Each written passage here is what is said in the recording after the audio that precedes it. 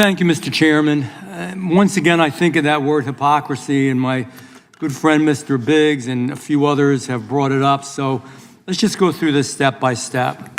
We have to bring the Epstein case into everything. That's okay. It is a big deal.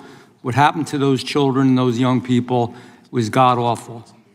The part I don't understand and nobody can explain to me is that my good friends on the other side keep acting as if they are the protectors of children or the protectors of these children. But the reality is that in year one of Biden's administration, they didn't do anything. Okay. But in year two, they didn't do anything. And in year three, they didn't do anything. And in year four, they didn't do anything.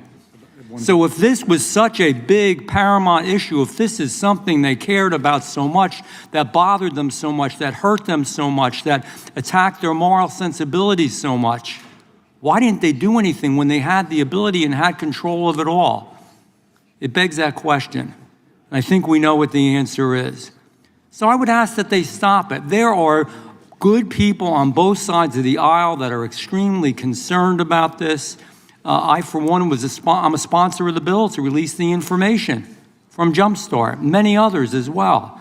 But don't take that moral, righteous path that you are above it and you are fighting for them because you weren't there for years, not for days, not for weeks, not for months, for years. Nothing happened. Secondly, animal abuse is never a good thing. And as somebody who at the state legislature, in the state senate, and the state assembly, for years that I was there, written a lot of laws dealing with it, you can tell what an individual is about very often by the way they treat children, the way that they treat their elderly, and the way they treat animals, defenseless animals.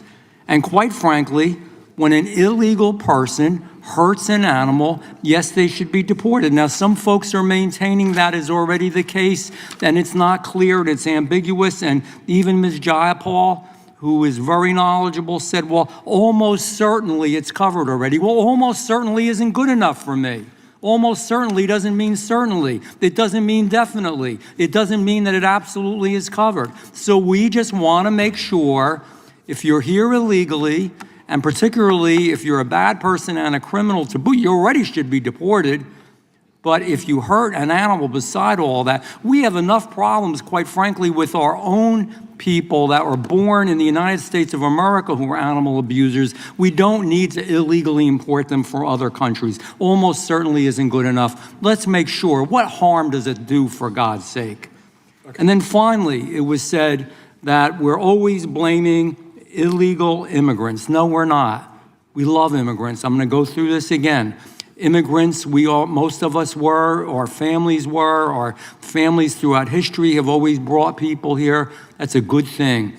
It refreshes and renews America and makes us stronger. But we don't need illegal immigrants, particularly those people who are lawbreakers, even worse.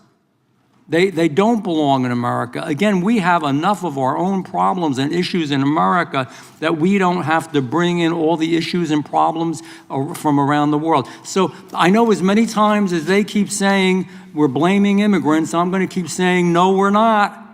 We're blaming people that are on the terror watch list, or people who have committed crimes, or people who are moving drugs, or people who are part of cartels, or people who are part of gangs. Yeah, we're against them. We don't want them in America. Be mad at us. We'll stand for that any day of the week because it's the right thing to do. And with that, I'm going to call you Mr. Speaker. With that, Mr. Chairman, I yield back. Gentleman yields back. Gentleman from